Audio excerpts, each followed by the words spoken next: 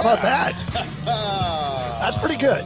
That is pretty good. That is pretty good. Oh my gosh. It was dealer's choice tonight. So I went with this one, and what you're going to tell us about here in a second. Yeah. But in the meantime, welcome back to GEOHOLICS, episode 212. 212. 212 indeed. And we have a fun one lined up tonight. We are going to have some fun. I am confident of that. Like, we had fun last show, but I think this one's going to top the last show. Yeah, but I have a feeling that last show, it was a little personal because it got personal. Michelle Paula came in and asked us some questions. She did. And I have a feeling this also may get a little more personal, but probably not in a not in a personal kind of way. In a personal kind of way. Oh man, so much going on. We have a lot of content in the pipeline right now. Yeah, we do. We're getting caught up though. Yep. Yeah, so we'll be.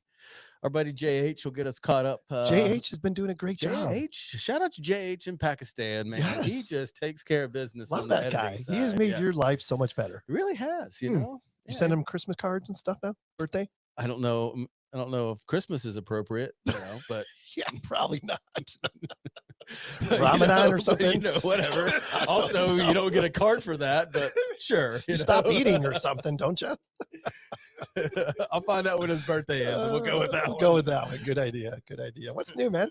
Oh, nothing much. What was last weekend? Last weekend, the Masters. Oh yeah. That was awesome. It was a big well, I mean, it was weekend. awesome, but it wasn't. It was kind of anticlimactic, actually. Yeah, it did, and it also we had a company outing at the Phoenix Rising game.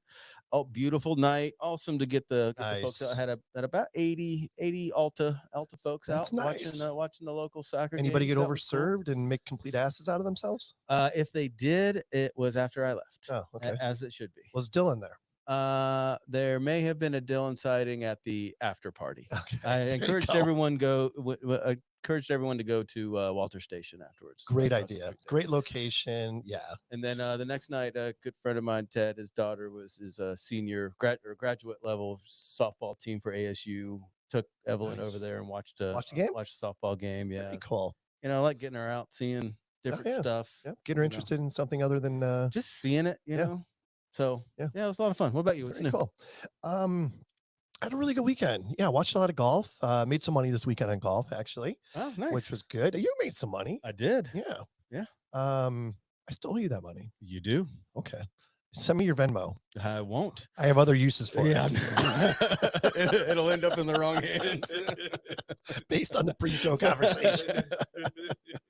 Other than that, I don't think I told you when I was in Sacramento a couple weeks ago at a conference. I met Mark Cuban. Did you really? Yes, because the hotel where the conference was right across from the King Stadium. Okay. And they were in town that night? Nice hotel. So the Kings, of course, but Dallas was in town. They were there for 4 days because they had like a back-to-back. They played like on Tuesday and then they played on Friday or something like that. So they were like camping out in the hotel.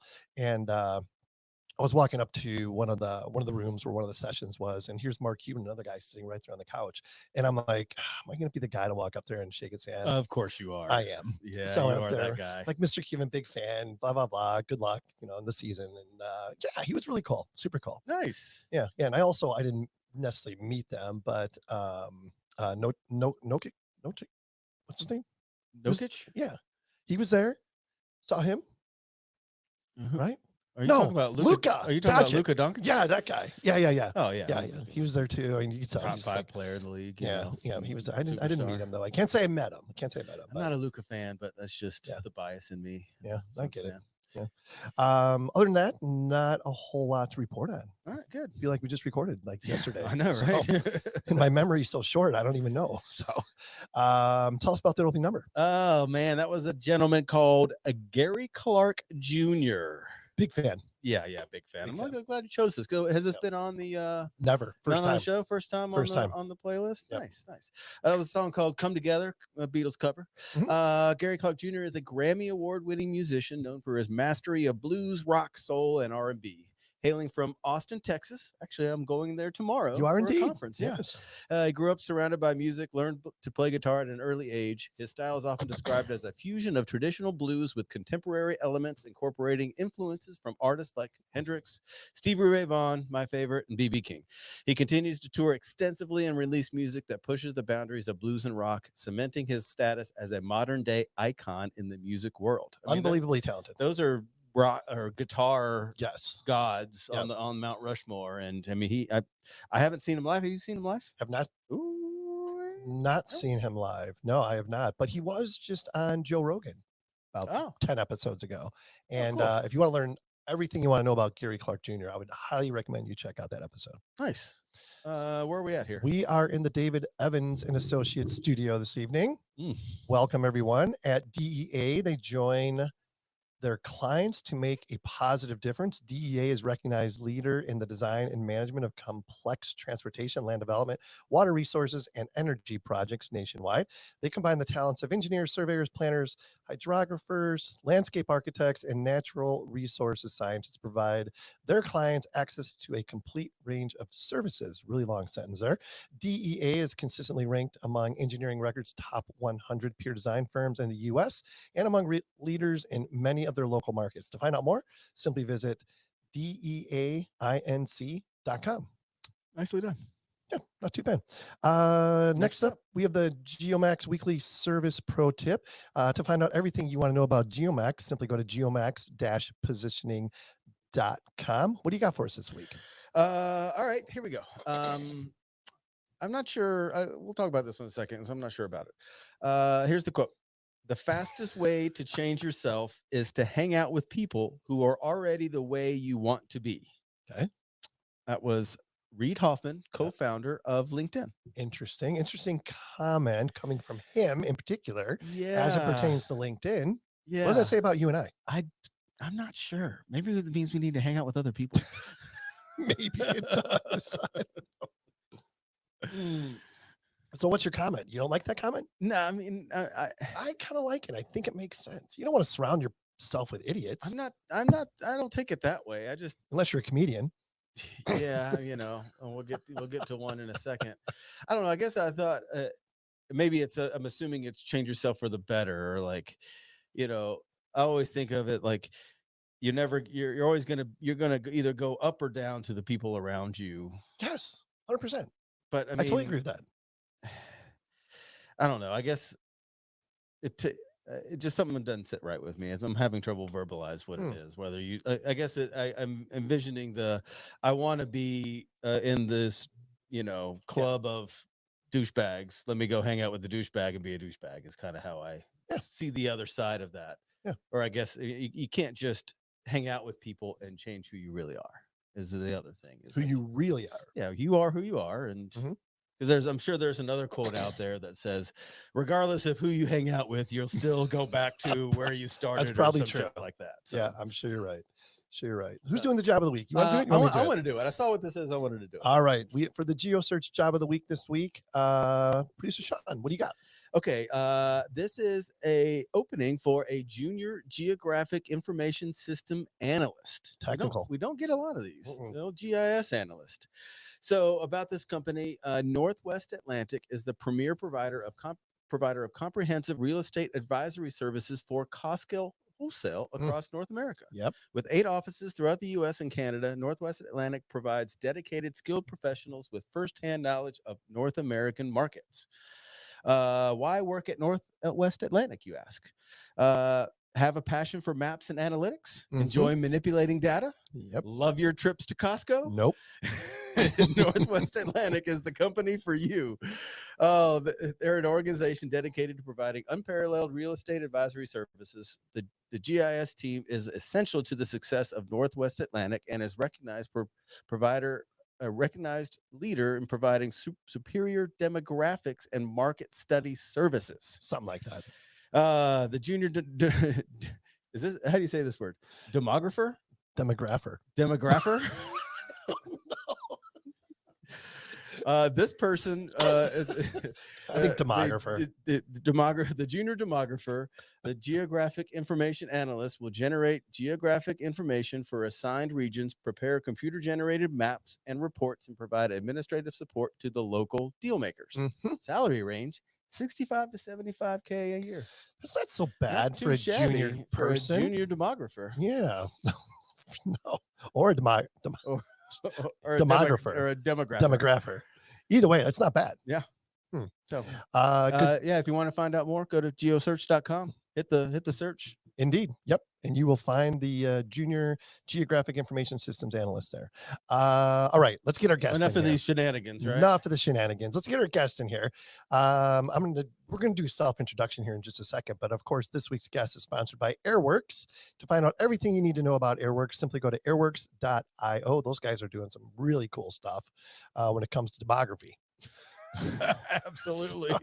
All right, we've got Guy Hanna with us this evening. So Guy, before we get into this, real quick, just self-introduction, kind of who you are, what you do, and what's your favorite sandwich? All right. What's up, y'all? My name is Guy Hanna. I am from New Orleans, Louisiana. I'm a stand-up comedian, singer, poet, and MC. So I do it all. If it's with my voice, I can do it. I started stand-up 15 years ago. Wow. And I started singing at 13. Really? So, yeah, I used to sing in a little jazz band. That's awesome. That's cool. Yeah, and it was fun, singing all those beautiful songs. Yeah.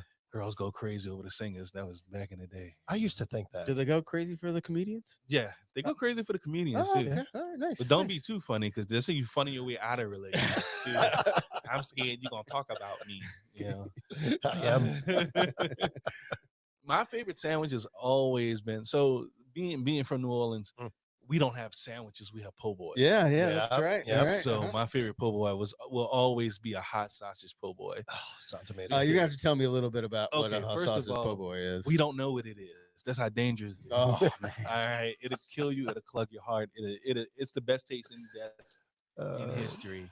And they do it in patties, which is even more perfect. Patties, really? Yes, me and my mom Interesting. used to order one all the time, and we would split it in half. Oh my gosh. And it comes with lettuce, tomatoes, and all the dressing, as we call it. Yeah. Dressing on top, and they stuff it completely. And as soon as you take a bite, you regret it in about 2 hours. Like, I tried eating one. I remember I went home at 37. I tried to eat one at 37 years old. I thought about all the bad things I did in life after I ate it, but it was so good. So I think that would be my favorite sandwich. I like it. What's your son? Oh, I am a meatball hoagie guy. Are you now? Oh man, that everyone, if anyone knows me personally, knows that I am usually good for a meatball sandwich at wherever we go. Interesting. What about you? Peanut butter and jelly. That's like the Taking worst it back to answer. the basics, huh? Back to the bay. I mean, like if I had to live on one sandwich, it would be peanut butter and jelly. I could eat peanut butter and jelly every single day. Not think twice. It's like the 4 food groups or something like that, isn't it? Pizza, PB&J, beer, and mezcal. That would do it. That is all I need. That's all I need. That is all I need. And I think that's all you've had in the last 10 days. Well, yeah, that's why I got to turn this way because the profile isn't good right now. That's Isn't why I good. wore black, everybody. So you can't notice. Black is Smart slimming. man. So- Smart man. Here's the other thing. The stripes are horizontal versus vertical. This is not doing me any good right now. What is this? Your first show? You What? know that the thing in front of you is what you got to talk into. No, or it people add, can't that, hear that you. added to it. That just added to the podcast. Episode there. 212. Like everybody listening can see what I'm talking about. Sorry, so you said you started comedy like 15 years ago. 15 Yeah, years ago. talk a little bit about we always like the origin stories here. So Origin you just stories woke up is- one day and you're like, fuck, I'm funny. So a lot of people always tell me that I like to get in people's faces and talk. Like I don't have no boundaries, and Yeah. I was funny when I was doing it. And it started way back when I was in Job Corps. So this is like 2004. And this old man, he used to smoke by the smoking bridge because he was always panicking about something that was happening inside Job Corps, right? He was finally retiring. And I used to talk in class a lot. And he was like, you know what? We're going to have you do something before I go. He's like, you got to make fun of me before I go. So I wrote all these jokes and I made fun of him by him being at the smoking bridge. He was like a real tall white guy. And he always looked like he was panicking about something.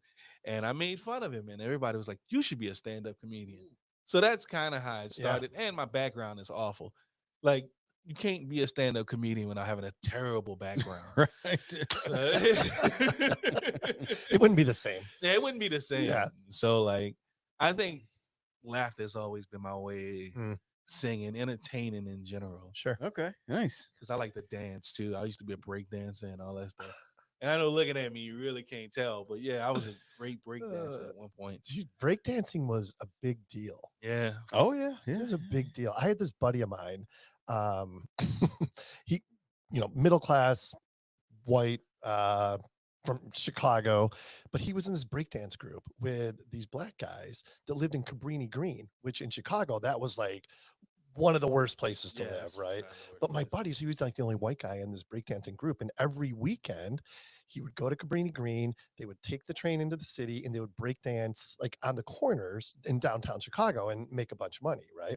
And he was really freaking good, but it was the weirdest thing, being the only white guy in this group. And every weekend, going to Cabrini Green. So I went to Cabrini Green one time to meet him and these guys and take the train downtown. And I'm like, that was the scariest shit ever. Like, I will never do anything like that again. I have no idea how I survived that night. Well, you couldn't break dance your way out of it. So there's no way. No, there's no dancing in these legs. That's for sure. That's none. I did not expect that you would have a relatable breakdancing story tonight. But yes. That's like me having a swimming story. Like one time I went swimming. That's what time. Or curling. A curling story. Yeah, that would be like, oh, you're a curler? Oh man, my family grew up curling. Yeah. So tell me a little bit more about, all right, so someone said you should totally be a comic, and you're like one of the only guys that said, okay, I'll actually do that. How did you go from there, and how did it evolve? Well, so for me, I like poetry. Okay, yeah.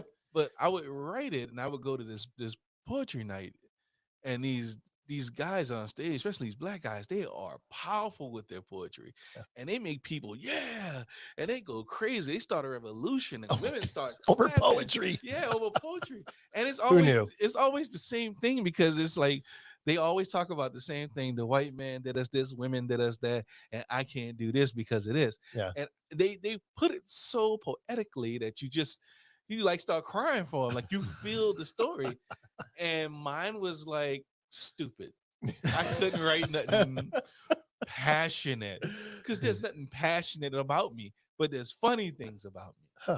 So that's how I write it. And one day the guy was like, man, you can't get up there doing funny stuff after everybody's sad. I was like, wait, what? He's like, I need these people crying, sad, and thinking about their life before they leave here.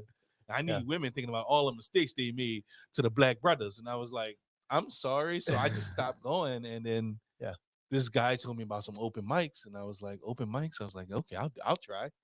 So I went up there with all these jokes. It was stupid. The first joke was about a Popeye flavor condom. No, you're not. You're gonna have to give us that, because I'm sorry.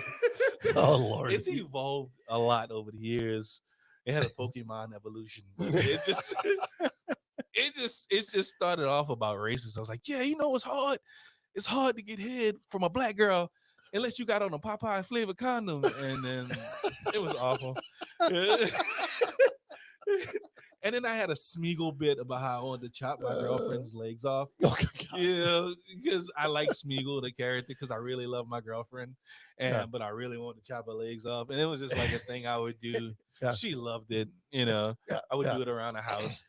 And that was like one of my first jokes. And then all of a sudden I evolved a lot because I got around funnier people than me, of course, because you need to hang out with people that's funnier than you. So you gotta tie it back to the quote. You gotta hang out with the people that you can't be a killer without hanging out without killers. Okay. Mr. Psychopath. Which that quote is so good, because I won't hang out with people with small penises, because I'm scared. I just can't relate. Because birds of a feather. I'm not trying to be that bird of that feather. All my friends, top notch. It's awesome. That is awesome. So did you have influences when it comes to comedy? Patrice O'Neal was kind of my favorite influence. Cat Williams set. Oh yeah. Cat Williams is a 5-minute and a 38-second set that I base still to this day, Huh. all my comedy behind. Interesting. Oh, really? Because every 8 seconds he is popping, he's killing them. Yeah. And he's just, because I'm more fast paced. Mhm. I don't like the slow kind of comedy. Yep. If I tell you a story about a strip club, it won't have one joke. It's gonna have like layered Mhm. jokes, and ending jokes gonna be funny too. Yeah. So, because I'm too scared of silence. Yeah. That's my biggest issue. I don't like Interesting. silence. Yeah, and it feels like Interesting. some comedians, they're, I don't know if they're confident about it, but they can just get up there and say something, and then it'll be silent, and then people just start laughing for no reason, and then it just kind of evolves from there. And I don't understand how Yeah. I could. I mean, not a comedian, but man, Yeah. that would terrify me. So do you think Crickets, right? Yeah. And that's the thing, when you have the silence, to me it's awkward because I'm like, they came there to laugh. You know what I'm Yeah. saying? Yeah. And you're paying me, so it makes it worse that you're silent right now. So Yeah. I want people to experience. Like, my whole thing is, you know how they say they try to kill you with comedy? I'm literally trying to kill you with comedy Yeah. because I want you to get your money's worth. Yeah. So I'm more of the fast-paced type comic. Yeah. I So- appreciate that. Yeah. 100%. Especially like short attention span like me. That's the kind of comedy I relate to. Those long drawn out ones, it's like you lose me about 15 Mhm. seconds in, you know? But that's the goal. That's how it is, because you notice the silence. Yeah. They say in comedy you got a marker. So 15, 35. And then once you get to a minute, you're on your knees with a promise ring joke, trying to please pay attention to me. And now everybody got doo type of TikTok brain. Oh Lord, you know, Yeah. you know, you gotta hurry up and be fast paced. Which in my 7th year increased my writing skills because Interesting. I didn't know social media was gonna be so Mhm. in the head. It's because it's mostly in your head. Because you get the ringtone, you're like, oh, let me check that. And then all of a sudden, 7 years later, Yeah. you didn't scroll down, your kids didn't grow up, you know, Yeah. like, your wife didn't left you, like, oh, what's going on with TikTok? You know, like, Yeah. Have you ever done that thing where you like look at your phone will tell you how long you spend on yeah. these? I- Like, it's awful. Yeah, my phone Like, tells what do my I know? phone tells me things I could have accomplished. Yeah. You could have been Batman. You could have been a lawyer. Here's what your retirement account would Yeah. look like if you not spent 7 hours a day on TikTok. You could have been a man, but you're not now. Your children could have looked up with you in admiration. Yeah, that's Oh what my my God, phone that's does, awesome. man. Do you think anybody could be a comedian, or do you think it takes a certain kind of person? I think it takes a certain caliber of psychosis. Interesting. You have to be crazy. Hmm. The whole idea of comedy is completely insane. Yeah. I want to go to a place where no one knows me, stand on stage Yep. for 5, and I don't know if you know this, but 5 minutes when you first start feels like an eternity. Mm. And you only want to know what 10 minutes feel like. Yeah. But 5 minutes, I want people that I have no clue who they are to laugh at me. Yeah. And not only are they laughing, but they're connecting with me from 1 to 30 seconds to agree what I'm about to say. That's craziness. Wow. So do you know early on whether or not you're going to connect with the audience or not? Yeah.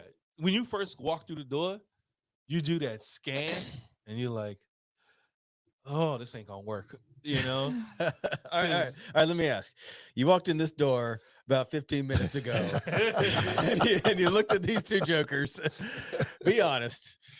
Did you think the same thing? No. Y'all look like degenerates. Y'all My hide man. it real well. You know? I saw the bottle of tequila. I was like, yeah, this is great. Yeah. It's weird because like I've been a lot of places, and like places like Yuma. You go to Yuma. Yeah, you mentioned going to Yuma. Yeah, you go to Yuma and you just think, wow, how am I gonna make it in Yuma? Yeah. It's a bunch of old white people. That's what everybody that lives there says. Yeah. How they make it? You Yes, know what I'm saying? exactly. Like the What old am I white doing people here? don't like the old white people. Like it's weird, you know. So, but when you get there, you feel this love and this warmth. I did 400 people. You could just feel it. You know the energy. They're there to laugh. They're there to listen. Yeah. And the alcohol helps too. Sure. But but that's what they're there for. And in some rooms, you go to Prescott. I did a room in Prescott, and this guy opened the show with a gay joke, and this dude with like all the military. I did World War One, World War Mhm. Two. I fought the aliens and all this stuff, all on his hat and all the badges. And he got up and he was like, I don't want to hear that. I'll punch your face with my fist. And I've never been so scared in my life because I was like, all right, let me change my Yeah, set. you get rid of all the gay jokes. Yeah. Because that's another thing. When you get good enough, if it doesn't work out, you could just switch the setup. Yeah. And then you'll be fine. That's gonna be hard to do. I mean, your mind has to work in a way that most people's don't. Like to be able to switch gears like that. Like that's amazing. I'm clean. I do clean comedy and I do what people consider regular. I'm not blue. I'm not black or blue at all. Mhm. I'm more PG 17, 18. What's blue? Blue is like Jeselnik. Like, you know Anthony Jeselnik? I don't know. Blue is like Mm.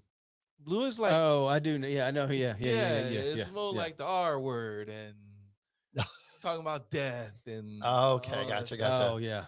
Like, I can't do that stuff. Yeah. Because it doesn't click in my head. Yeah. First of all, so I can't write nothing about it. Yeah. You know, and abortion jokes, of course, I won't never do those. You know, Yeah. because that's weird to me. Yeah. So I can't do that. But Yeah. people, they can pull it off. And it's funny, girls have more of those jokes than guys. Yeah. So yeah, interesting. Don't do abortion jokes in Arizona right now. Not a good idea. No. Moving on. Political. Not a good idea. I don't need nobody protesting. Well, yeah, because I know you had a good question on here about pushing boundaries. Like, how do you? And I think that's what you're saying is, do some comics push boundaries? Do you feel like you have to, or how do you? Do you dance the line? How do you, when you get close to something like a sensitive topic? How do you deal with it? And what's the worst that could happen if you go over? What's the worst that could happen? You die. Somebody you get canceled. In Yuma. You get canceled. Yeah. You'll never go to Yuma again. Yeah, you'll never go to Yuma again. Somebody. So there was a comic named David Lucas, and he did a joke, a George Floyd joke, and all the black people got up and left. And that's terrifying because you don't know if they're coming back or not. You know what I'm saying? You don't want to be that guy that, oh, they all gone. Are they gonna come back? You know. So I just feel like your brain knows. Your brain knows, and you know what you can get away with because there's a rule in comedy: equally messed up equals equally funny. So when I tell a joke. So if I say a simple joke, right? A simple joke like I can't hear anything, right? And the doctor goes, "Have you ever tried white noise?" This is what happens when I say that. Y'all go, and if I don't deliver, you can't breathe. Now you don't know what to do, right? If I say, "Yeah, she told me, he told me about white noise," let's do it. Like, what was that? Yeah. But if I say, yeah, my girlfriend won't shut up. See what I'm saying? Now you laugh and you get to breathe. Interesting. That's how jokes work. It's really on the audience. So you don't want to do something that you can't equal out the balance of. Okay. I see what you're talking. Yeah. And every word every word gets you a person to like you. And in this day and age, you don't want people not to like you because there's multiple ways to destroy you. Yeah. And anything else, singing, you don't like my voice, that's cool. I don't sing to you all the time. Sure. So if you don't like my voice, that's cool. If you don't like my poetry, I don't poet to you all the time. I don't do this. But my jokes are personally me. So if you don't like my jokes, you can fight me because you really don't like me as a person. Yeah, I never thought of it that way. Yeah. Interesting. So what about like you're not on all the time, right? And let's say you've got a gig set up and you get out there and you're just not feeling it, right? Like your brain's not functioning, you're not thinking clearly, things aren't going well. How do you get out of that rut? So I bombed a couple of times when I first started. Ooh, tell us more. Oh, this is fun. Oh, you're gonna love this. Y'all gonna love this. I'm telling you. So I started comedy in New Orleans, right? But there's certain types of comedy. So I was around a bunch of white people. So I was doing like Pokemon jokes, right? Pokemon jokes. And I was like 30 almost, right? Yeah. And even though those jokes have evolved, they work now, but they didn't work then when I went to a black, angry Creole audience. Creole people are angry all the time and they drink a lot, but I wanted to do the show because I felt like I could do it. This guy comes up and steals the microphone from me, takes it out of my hand, and he starts selling fish. No way. Which is the most New Orleans thing you could do. Crawdads. Yeah, he just like starts selling fish. Fish going about 35, 45. Like he starts He selling just it. has him in his trunk of his car. He Like, got the ready trunk to of his go. car. That's where it was at. And then he came back with a boombox. That's right, y'all. I got a boombox going for 12, 14. Put the guy in the bag. All right. Like I was like, what?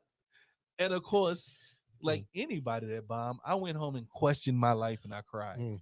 So with that, you go, how do you fix that? You look at why you bombed. You look at where you bombed at. And you look at the jokes that you use. Are you serious about that joke? You serious? Your 30-year-old man Pokemon joke? You serious? So a guy told me, write about things that make you cry. If it don't make you cry, it's not funny. So I dug deep into my past and I was crying and I wrote these jokes. I go back the next week and I kill. Really? Right? So that's how you get over the funk. First of all, when you're an open micer, you don't care if you bomb. You just care about making the stuff a little bit funnier. But the fact that you got through the jokes is good because when you open micer, just getting through the jokes is good. Well, the people came to see anybody, and you're just one of those people, right? Yeah. But once like you start getting paid and you bomb, that's a different question. You know, and I've bombed being paid, but I felt like the audience didn't match me. So it was my fault, of course, because I should have analyzed the audience. And then I developed a system called Run, Laugh, Smile. And that I can do those types of audience because I've looked at enough people and I've developed that style to where all black rooms is animation. And I didn't know that at first. So now that I do all black rooms, I'm highly animated. Because that's what they like. And I run and I move and I smile and they love it because that's the way you have to evolve yourself throughout time when you do this or you'll just bomb. So you mentioned evolve a couple times and you mentioned jokes evolving. Yeah. Talk about that just a little bit. So you tell a joke at one point, maybe early on in your career or something, but you retain that joke. And as you mature as a comedian, it takes on a different look. Is that kind of what that it takes on a light. So when you first start, so the Popeyes flavored condom joke, right? Yeah. It's a joke. I still don't know what Popeye tastes like. It tastes great. I chew it right now. It tastes great. Like I thought there was gonna be like a spinach reference. I was like a spinach flavored condom. Is that what we're talking about? I mean, we talking 2-piece spicy white, like those jokes. So that's a premise. What I said was a premise for a joke. The premise is funny, but the joke evolves. So at first, I used to tell a joke about going to a strip club, right? And it was, they had a bunch of bullet holes in the stage, and the girls was getting they stilettos caught in them. I was like, she must have on a 36, caliber stiletto or something, 50-inch, and it would start off like that, and then I would talk about like how the place smelled like weed and cocoa butter because it was the poor strip club, and then I would get into the girls, how they had big old booties, and they used to get all on stage at one time and start popping, and I would try to put my one up, but I couldn't. I would start sliding back like the helicopter was pushing me back, right? And then at the end of it, I will talk about like how, I got hungry, and even in the back, there was a Popeyes flavored vending machine. So that would change to that, right? So later, I stopped telling that joke. So it evolved. It evolved into love and embarrassment for men, right? Because I would start the joke off. I would be like, all right, fellas, let's just be honest. Because ladies, I know y'all got y'all thing with y'all breasts. Y'all get mad because they flump down. Nobody cares about that. You got to go buy a bra and judge yourself, and we get that. As men, we understand that. But do you understand that a man rather catch AIDS than buy a condom? because he has to judge the one thing that he's pride on, right? And I just asked the question to the guys, I said, fellas, who has the smallest penis in this room? And I start holding the mic to people's faces, and nobody will say nothing. So it awesome. evolved into that about how you would have to go to a store and embarrass yourself. You'd have to go to like what do they call Walgreens? Yeah. You have to go to Walgreens and they lock them up. Who locks up help? Who locks up people trying to save their own life? Who locks up a man trying to care about himself? So you there's the camera right there, and then you down there looking for them. And they come in all sorts of flavors and sizes and aggressions, apparently. Because I don't want to have an aggressive life. You know what I'm saying? I don't want it peaceful, you know? And they come in all kind of prices. So see how it evolved. And I start talking about the prices. Yeah. I was like, if a guy gets a $5 six-pack of condom, he don't like you. Yeah. You know, and if he gets a condom that's $26 like Trojans, but most Trojans says for her, girl, you better send me $15 or something so I can buy these condoms. We splitting this cost. You know what I'm saying? So that evolved into that. And then I was like, you know what? Sometimes you just need to go to one of those stores where they sell all the sex stuff, you know? Yeah. And they have all these dolls and stuff. Go there and buy condoms because it's completely normal, you know? But they have flavors, which I didn't know about. And then I was like, how am I supposed to know what flavor to get? So I guess if I get a white girl, I guess the thing has to be keto because they don't like to gain weight. You know what I'm saying? Like, it's vegan flavored keto condom. Please just try it out. You know, number one seller right there. Yeah, number one seller. And then I went to like if it's Hispanic girl, it's got to be spicy. Yeah, you know, and I don't know how to pronounce that word. It's Tijon. That salt or whatever. Yeah. You put that on it, and then I would say if it's a black girl, tahini. Yeah, tahini. Yeah. It's got to be Popeyes, and that's how the joke evolved to that. So jokes evolve, you know. Oh, that's awesome. I never understood like ribbed condoms and like spiked condoms and stuff. I mean, does that really make a difference? I think you're asking the wrong person. Am I though? You're on the wrong end of that, honey. I haven't used condoms in years. It's like I would never use those things. But again, it's back to what guys saying. It's like you'd rather risk a health issue than question why it has a texture or not. Like, I don't get it. So let's roll the dice on gonorrhea this week. You roll it. You like Googling like updates on VD before you buy a condom. Right. Like, I heard they got a spray for this now. That's cool. Like, actually, speaking of GIS, do they have STDs on maps now of where flare-ups happen? I don't know. I thought you were gonna say on Mars or something. If they did, it would be at old folks' homes. It would target all old folks' homes. I mean, I've heard every home. So you mentioned, you know, you're in some circles that you do some shows at old folks' homes. Like, is that true? Is it really just like a freaking huge gray orgy and like VD spreads like wildfire? Yeah. And it's funny because like being black, I'm like a commodity because 60 years ago you couldn't touch me without going to jail. And now I'm like weed. It's like, oh, weed was so much better when it was illegal. It's like now I'm just a black version of weed. I don't know if he still has it. He's kind of legal now. So talk a little bit about the business. What's the business like? Oh, that's a different monster, man. So, that's hard to say. The business is you got to get messed over a lot to understand. And there's people to help you. There's books. There's a lot of things, but you don't get it. You don't understand it until you feel it. Until you've done 45 minutes for nachos. Oh, like it's a different feeling. So I tell any beginning comic, don't worry about money till about your fifth year. Until you have 10 to 15 minutes, you can go in and out, every 8 seconds. You can get into the crowd and go back into your material. Right. because therefore you won't get messed over. You could write out little contracts. That's how I write out little contracts and stuff.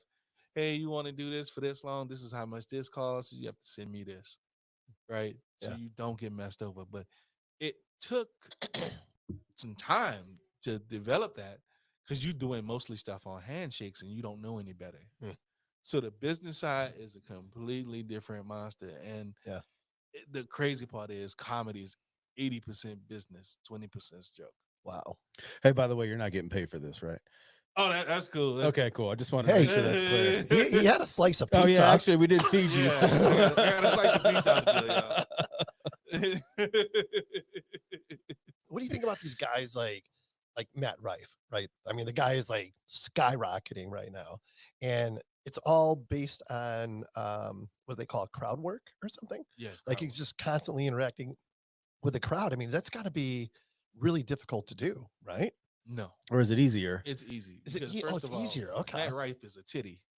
He's a comedy titty. Which means he only has looks. And that's not me hating on Matt Rife, everybody. Yeah. I don't hate He's him. a handsome guy. He's very handsome and good looking, but I would challenge 3 ladies to tell me one of his jokes. You can't. Yes. Yeah, I don't know one Matt Rife joke. Yeah. I've watched 2 of his specials. Yeah. And the thing about crowd work, okay, yeah, it would be a little bit challenging. Yeah. But not really. If you're already fast on your feet. Sure.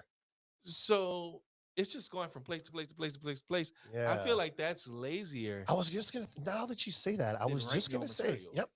Yeah, I would agree. Yeah. Interesting. Because I do a little bit of crowd work. I do crowd work. Yeah. I like doing crowd. If it was up to me, I'd do a whole special crowd work. Yeah. But I want to see if the material lands and does it resonate with people? Do they feel what I'm saying? When I get off stage, and when we all leave, I want you to remember that joke till you see me again. Yeah. I want you to feel that joke in your heart. Yeah. When I talk about kids, people come up to me and they hug me and they laugh and they cry and they go, man, that is the funniest joke I've ever heard about children. Because it's so true. Sure. So that's what you want. Yep. You want the crowd to come back.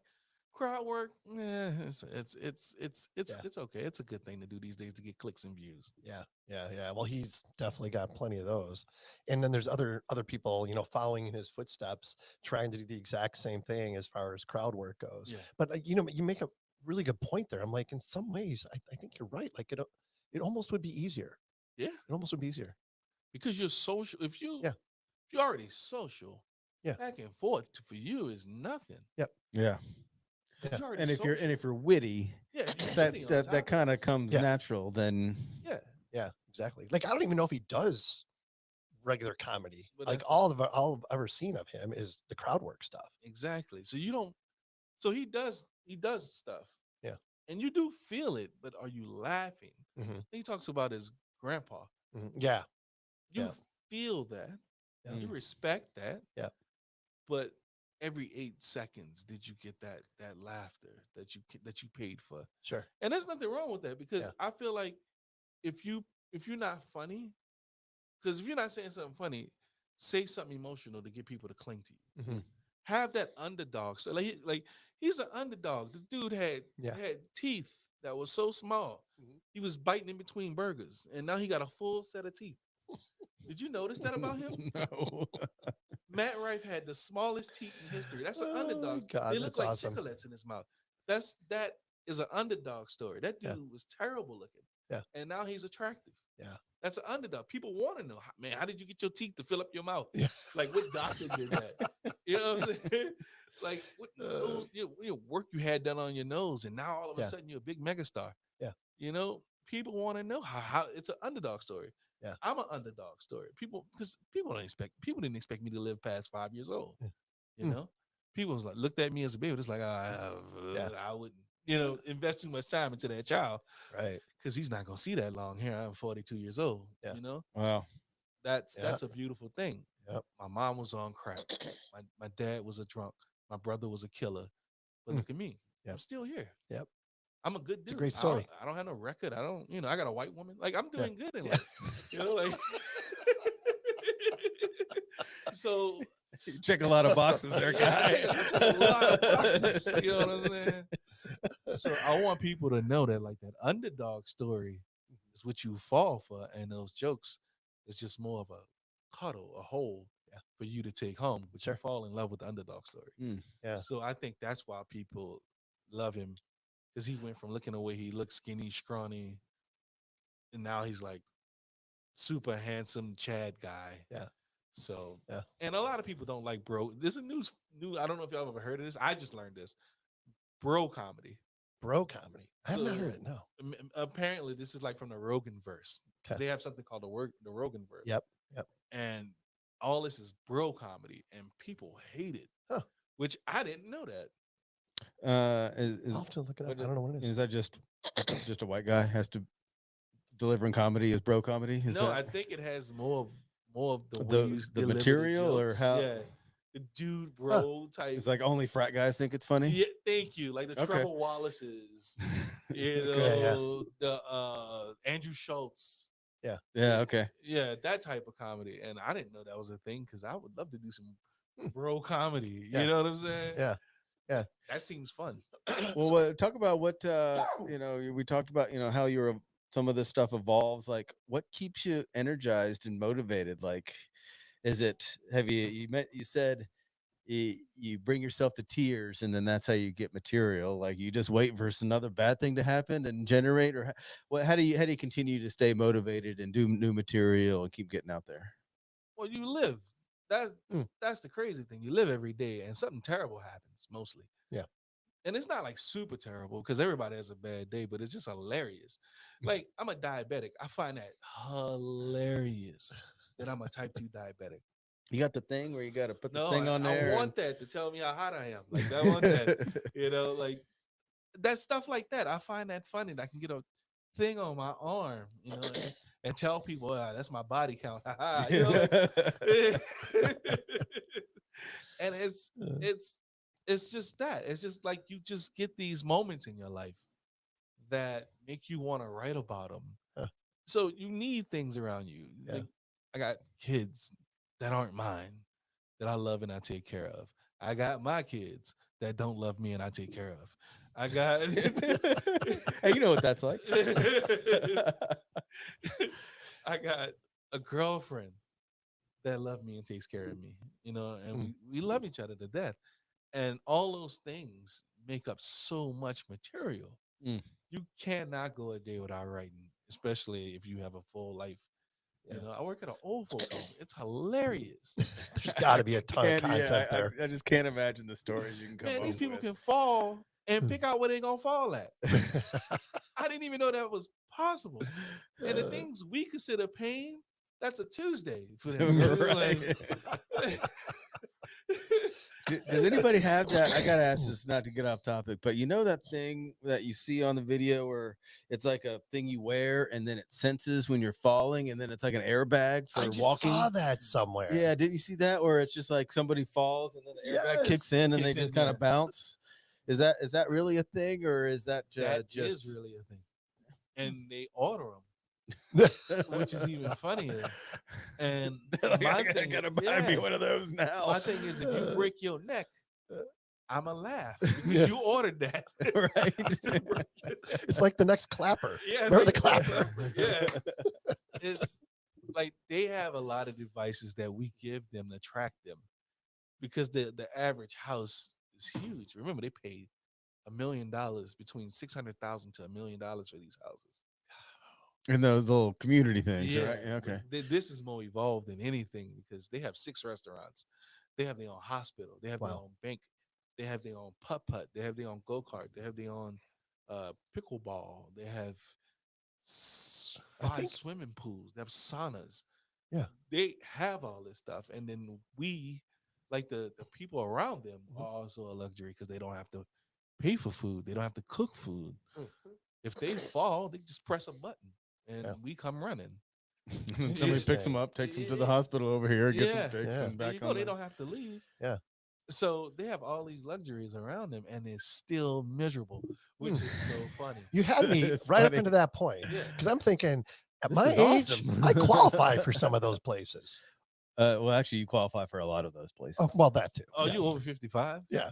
that's you look. White people age terrible. You look great. Like for real, like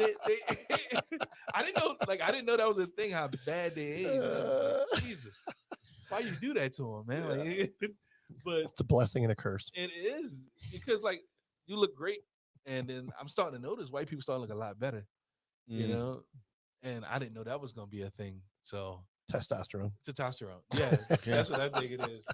That's what I think it is. So is it like the community of comedians is like a fraternity, like you're all good buddies, or is it like or they all hate each other and talk We shit about all each other? hate each other. No, We all talk about really? each other like No way. dogs.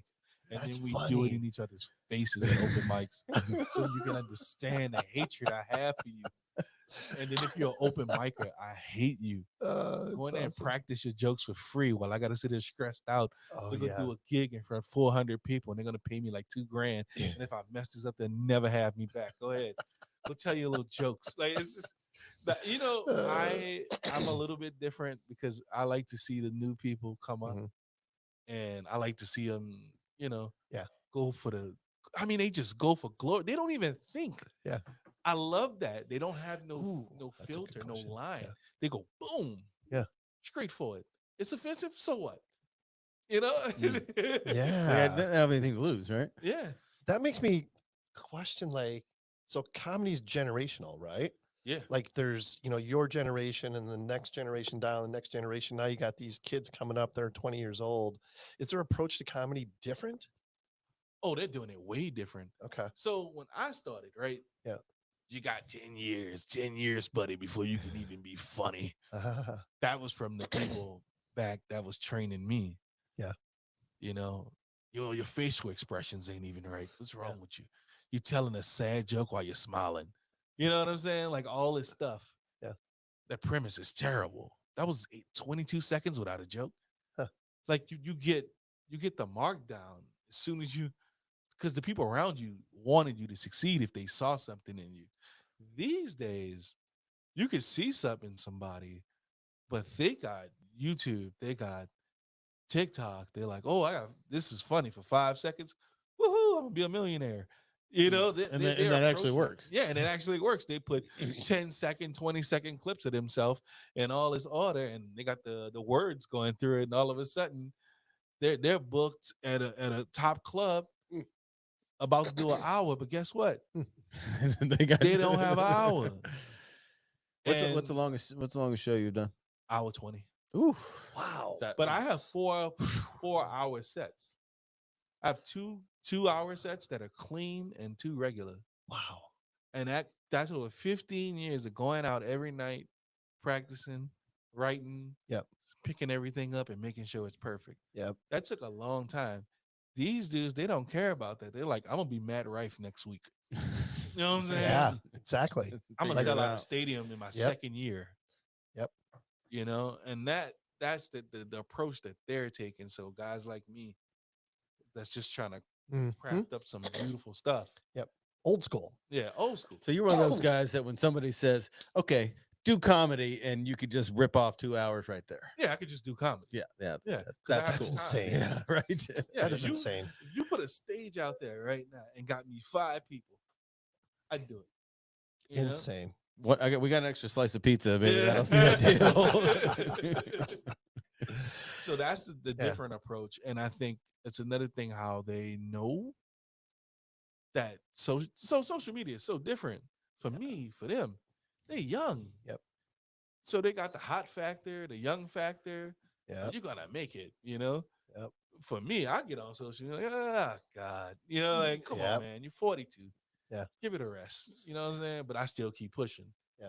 Joe's jokes are hilarious, but you're out of shape. It's all different at that point. Yeah. Well, you grew up in the business and, probably had good mentors, right? Great mentors. Early on, and just organically got to the point that you are now. I mean, now with social media and so much information, being available, is there a lot of joke stealing? Does that happen? A lot of it.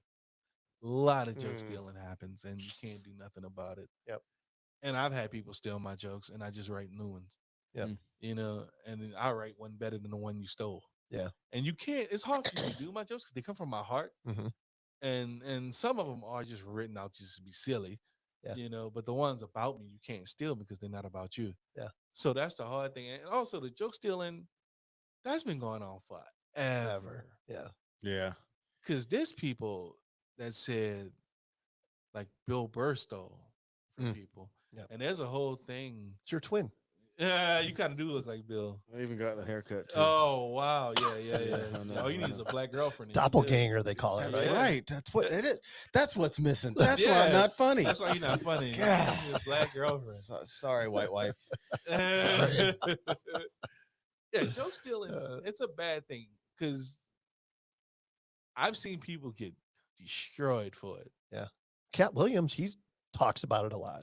Yeah, Yeah. Yeah, that's right. Yeah. yeah. Joke stealing is because people. So there's a point where people ask you to borrow a joke. I don't know if y'all ever heard of that. But Interesting. How do you borrow a joke? You just They're gonna borrow give it back to you? yeah, they just bring You it back. pay to rent it out? I write jokes for people. Yeah, I was gonna ask you that. Do you Yeah. write for other people? I write for other people, Wow. and they pay me great money for it. Interesting. But I have to. So my thing is, if I write a joke for you, I have to test it and prove it. Some people could just write the joke, and then if it ain't funny, it's on you. Yeah. You know me, I rather go see if it's funny before I give it to you. And then do you give somebody a joke and then it's not funny for them, but it was funny for you? It's about the delivery too, right? Yeah, I have to teach them how to deliver it. Yeah. Huh. Because I'll write like act out, move this way. Yeah. Say this that way. Okay. I mean, there's so much content. Like life in general is so fucked up. There's tons to draw from. But if you're like going throughout your day and you experience something and then something pops in your mind, like I can write a joke about that. Yeah. How do you retain that? Do you have notes on your phone and you just like just so you can kind of keep track of those thoughts, or You keep a notepad. I usually keep a notepad on me or my phone. Yeah. I'll just write it down. But you have to realize too, when you do that, the shelf life. Interesting. So jokes have a shelf life. So if Yeah. I sell you a joke, so let's say P. Diddy, right? That has a shelf life. Yeah, that's Yeah. I wrote a ton of P. Diddy jokes. Oh my gosh. They are stupid funny. Yeah. But you won't know about P. Diddy in the long run. No one will care. yeah. So that joke has a shelf life. Yeah.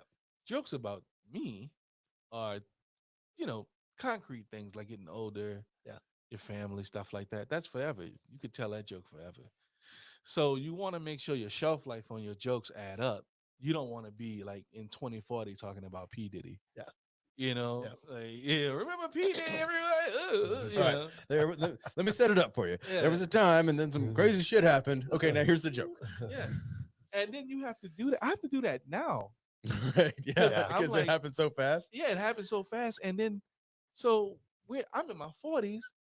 So I have to tell people in their 20s, if you don't know who P. Diddy is, he's a guy that couldn't rap, right? That slept with rappers. So he could contract them because they can rap. Yeah. And then everything caught up with him. Right? He's in the shit right now. Yeah. Because that's who P. Diddy is. He's just a guy that slept with rappers that could rap because he couldn't rap. Yeah. You know what I'm saying? Like nobody's like, That's awesome. oh, P. Diddy lyrics, man, changed my life. Like Right. nobody's No. like that. No. Yeah, me seeing him live in 2002 changed me as a Changed human. my heart. But Justin Bieber's like, P. Diddy changed my life, man, for the worse. Where were y'all? Where were y'all at? Like, Yeah. There's some crazy stuff going on there. yeah. Right now, for sure. So you talked about some stuff on the industry. What's another, or give us any other misconceptions people have about comedians or the industry? That we funny. Comics are not funny people to hang out with. Hmm. The fact that people think that comics, we are not the life of the party. We're the dude that takes the life at the party. That's what we are. We are not funny people. We are Interesting. cynical. Introverts? Yeah. And we hate humans mostly. And we hate society. We hate people that can do normal things. Yeah. Like a person that can go to sleep at night and have a job. And have a job. Like, what? Go to bed? How do you do it? Like, You ate breakfast yeah. every morning? Yeah, wait. You don't have a DUI. What the? This man don't have a DUI. Like Oh my that type gosh. of stuff. Like that's the stuff that people think about. Comedians are people that fight mentally Mm, to stay in society. mhm. That's why we do comedy. Yeah. Mm. Because Interesting. Yeah. mentally, Yep. I hate everything, but I know I can't be like that to survive Yep. in society. Yeah. So I have to switch my brain up to make it produce Yeah. a life Yep. that I can kind of live through. And I have to be friends with people, back to the quote, so I can look at them. Oh, so that's how he functions. Uh, Because I hang out with my girlfriends' husbands, mhm. Yeah. and I can't connect with them. Interesting. He's like, "Oh, I'm so happy about my child. He's like on an honor roll." I'm like, "Wait, what school my child go to? I don't even know what grade my child is in. Like, I don't. Right. Does that make me a bad parent? Like, no, I bought him Jordan, so I know I'm doing good as a parent. Like, I try to justify it. He got DLC on Black Ops 4. Like, I'm trying to justify. See, Kent, that's this particular type of shoe that he just mentioned. Black Ops. It's a video game. DOC. Is that what I heard? Yeah, DLC. Yeah, DLC on a video. Like, that's how I say I'm a good parent. Yeah. Because I don't care if you fail Spanish in school. Yeah. All Right, I right, care right. about is the fact that you got math, reading, writing down pat. Yeah. You know, Mm. I don't care if you fail science. I don't care if you fail PE. Yeah. I don't even know how you fail PE. Just run. You know what I'm saying? Like, I don't like that stuff. So I try to relate to these people, but I just can't. It's just Yeah. so hard. I don't care about your backyard that you put down flowers. Yeah. But at least You the want to talk ones- about that? Yeah, the people talk like normal people suck. Normal people suck. They're really That's a bad. T-shirt. That is. And that right there is another misconception about comics. We Yeah. try to fit into normal society, and we do the best that Interesting. we can. Once we get off that stage, we kiss and hug babies, we high five people, and we just want to go to solitude in our house. Yeah. So, what do you love about kind of comedy, and what do you hate about comedy? So what I hate about comedy is comedians. Hmm. That's because I'm also a booker, so Mhm. it's booking a bunch of prima donnas while Mhm. you yourself is a prima donna. Mm. Because I don't need to book you. I could do this by myself. You know, like you got that ego. Yep. And the other thing I hate about comedy is the realm of how easy it is for some people and how terrible it is for others. Mm. So the girls, they got it on easy mode, man. Yeah. Girls can get on stage. I don't like no men, blah, blah, blah, man. I can't stand a man. I wish he would just eat this and shut up. Yeah. So if you try that Oh, as a man, you'd be canceled. bro, you will be canceled. and that's my other biggest thing about Interesting. comedy, because the new comics, they got all these. I just discovered what this is: punch up and punch down. I'm like, what are you talking about? Is that like swipe left, swipe right? Like I think that's what it is. You know, it's that of comedy. It's just like, oh, you didn't like that joke because I wasn't that joke, so I have to be poor to talk about homeless people. Oh. Yeah, Yeah, I have okay, I to know be what gay you're to talking talk about, about yeah. gay people. That's weird to me. Yeah. I don't understand that. I write a joke so people could laugh. Yeah. Oh, you shouldn't say that. Why shouldn't I? Yeah. Because I'm not that. Well, I got to throw out my trump card. I'm black. Bam, Uno. Like, Uno. Right. Like, here you go. Throw out this Uno black card. I get to talk about whoever I want to, especially rich white people. Yeah. Says it on the back. Yeah. So that's a big thing too. And there's a separate comedy Interesting. scene for that. Yeah. Oh. Yeah, they have their own little thing. You know, all the little people like that. I don't know what to call them. I won't call them comics because they're not doing it from their soul. They're doing it for, I guess, political. I don't know what they're doing Yeah. it for, to be honest. Because if you're not feeling it, but you're just writing it, what does that mean? So Yeah. I don't understand that form of comedy, Yeah. That is interesting. and I hate it. I hate it with a passion. Yeah. Because a lot of people go, "Oh, that you're trying to stop me from saying things," and they Yeah. are. They're trying to stop me from Yeah. seeing stuff that I want to have fun with because I didn't live it. Are you a Dave Chappelle guy? Yes. Yeah. I don't care. His presentation is amazing. Yeah, he's just amazing at what he does. Yeah. And I Incredible. don't care what people think about him. Yeah. Same. Because I want to be at that level to where you can't cancel me. Yeah, and that's what I think. He's at a level where You can try. yeah. What does he care? Yeah. Well, it's like Rogan too. Like you can try to cancel him. He's gonna sell out. Yeah. There's too many people that like him. Yeah. Exactly. People don't understand. You get 1% of the population on your team, you'll never be cancelable. You'll sell out shows. 1% of the population. That's all you need is 1% of the population. What do you think, Sean? Can we do that? We're trying. I think they can. We're trying. I think they can. How many comedians do you think have gotten 1% of the population? How many think that? That's a good one. What percentage of comedians get to that level? Bill Cosby. Like to that level. Sam Kinison. Oh Yeah, man. so like a tenth or 100th of 1% actually get to that point where I hate to say it, but Kevin Hart. Yeah, I'm not a big Kevin Hart fan. Me neither. Sam Kinison, that guy is. Sam Kinison was crazy. Yeah, I don't even. How do you even describe his He comedy? was I mean, he's a else. genius, but he's like a demented genius. He was so. It wasn't more of his jokes, because his writing was great. Yeah. So I got a friend like Sam Kinison. His name's Greg Snide, and he has this voice because he used to be a preacher. Sam Kinison used to be a preacher. Oh, like his fluctuations yeah. and the way he's able to do that. That voice. Yeah. And you look at a Sam Kinison show.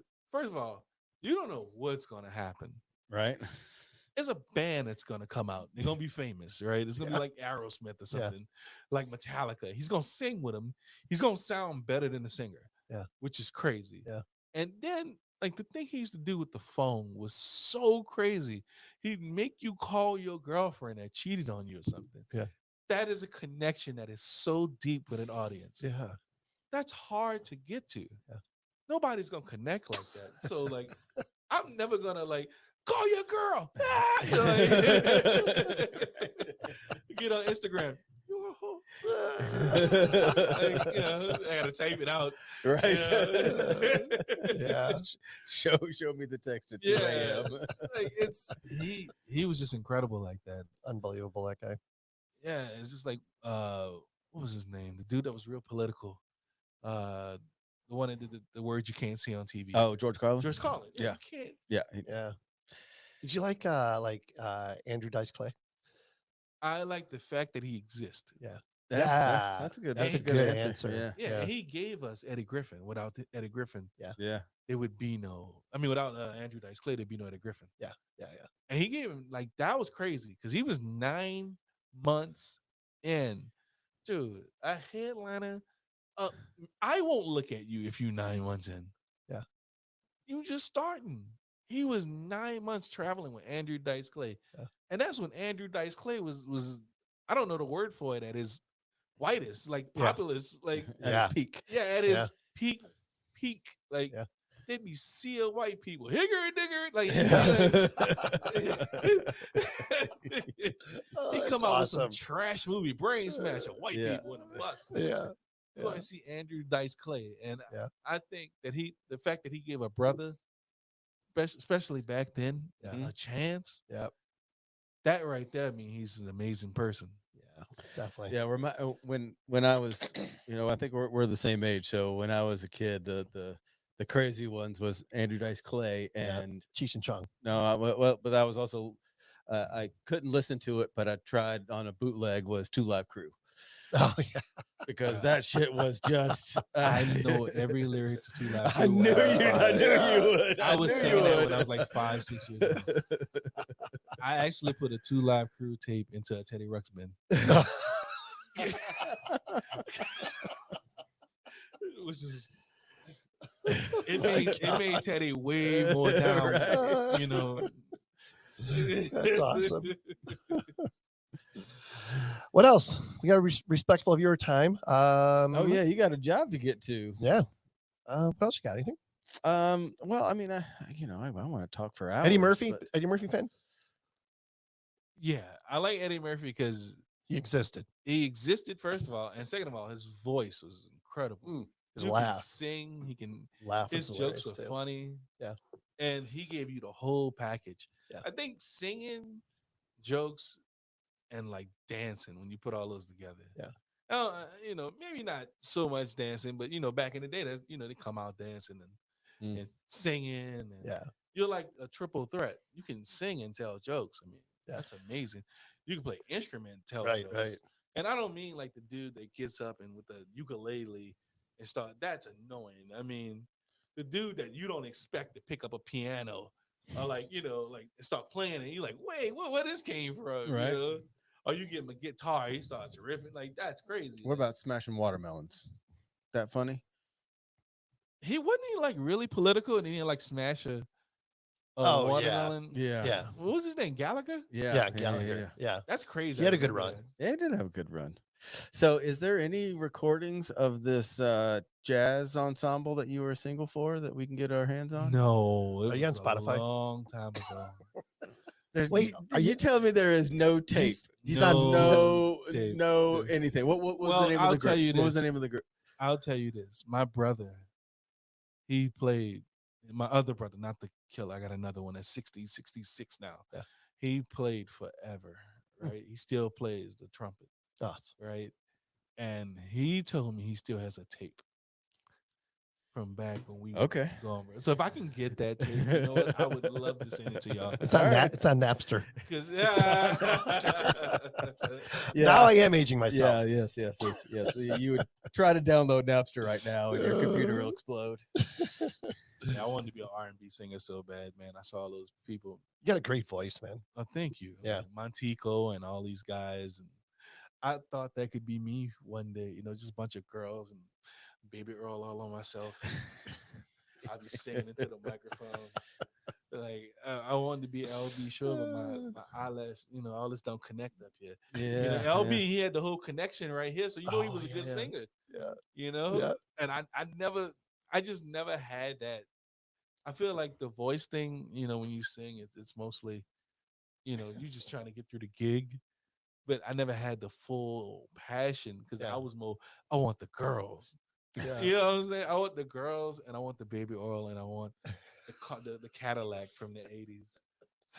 And I want to do weird dance moves with my shoulders. Just that's how you just get all these guys are so good, because like I love Keith Sweat, but his voice was nasally, and I liked Johnny Gill, but Johnny Gill danced like a 9-year-old acrobat. Like this dude was amazing. I couldn't even pay attention to the song. Like, I'm up there like holding up stuff 9.5, Johnny. I mean, why are you not in the Olympics, bro? Like, and I thought that's what you needed to get to that place of upper echelon of singers. Sure. And I was, like I said, I was friends with a guy that brother was Montico. If you don't know who Montico is, he was a great singer back in like the 90s. Yeah. So they would sit up there and try to practice and watch all his videos. That's cool. Yeah. So the singing thing didn't work. I like comedy better. Yeah. So where do you see it going from here? What's the future look like for you? Keep writing, keep doing shows. Keep writing, keep doing shows. I'm gonna do my special in 2 months. Nice. Tell us about that. It's called Flavia Funny. It's after my mama. Okay. My mom's name was Flavia, so I'm gonna name it special after I name it Flavia Funny because she was hilarious. Nice. That's awesome. I want to dedicate that to her. And after that, I think I just do to me. I don't really care. I care about money, but like if I could do 300 seaters till the day I die, and some old lady come up to me, smacking her knee and say, "I never can hit this knee, but with you up there, I feel great and I feel fine. If I could do that for the rest of my life, I'm happy with that." That's amazing. Yeah. Well, I think you're like easy to connect with. Yeah. You know what I mean? And it's just like a level of comfort there that kind of draws you in sincerity. Yeah. Thank you. I appreciate that. Yeah. 100%. Are you going to ask him the question you ask every single guest? 211 episodes so far. I think I have to. You should. Okay, we asked this for everybody. All right. Do you have a mantra that you live by? A mantra that I live by. Mine is I live basically a success. Keep practicing because success is like opportunity. That's my mantra. Like the more you practice and you get the opportunity, you're gonna get it. Because you gotta be. You can't sit there and be like, yeah, this is gonna happen one day. You gotta go after it, and then when it happens, be prepared for it. Mm. So preparations equal opportunity. And Nice. that's your equation for success. Ooh, let me get that one there. Preparations equal opportunity. What'd you Yep. say? Yeah. I like it. All right. Anything else you want to get out there, Guy? If anyone listens, How can to people this and- find you? yeah, how can they find you, or can they find your special, or what? How do they connect with you? So I'm gonna have my special. First, I'm gonna sell it. So I'll have a link for that. But you can find me on Instagram. I'm really heavy on Instagram. Yep. And it is Stand Up Guy 1982. Gotcha. Stand Up So- Guy 1982. Be sure to give him a follow. Absolutely. Please follow Lots of good me, stuff y'all. there. And if you're in Arizona, do not miss an opportunity to see Guy Hanna. Thank y'all so much. Yep. Thanks, Guy. That was awesome. Appreciate you being here. All right. Adding value, making new friends. I believe we checked that box, my friend. Yes. Once again, 212 times. If anyone would like to be a guest on a future show, shoot us an email at info@thegeoholics.com. Gary Clark Jr., Come Together, available everywhere. Until next time, everyone, these are my takeaways. Normal people suck. Get some Popeyes flavored condoms for your next party. Preparation equal opportunity. Be flavor funny. Most importantly, be safe and healthy. That was fun.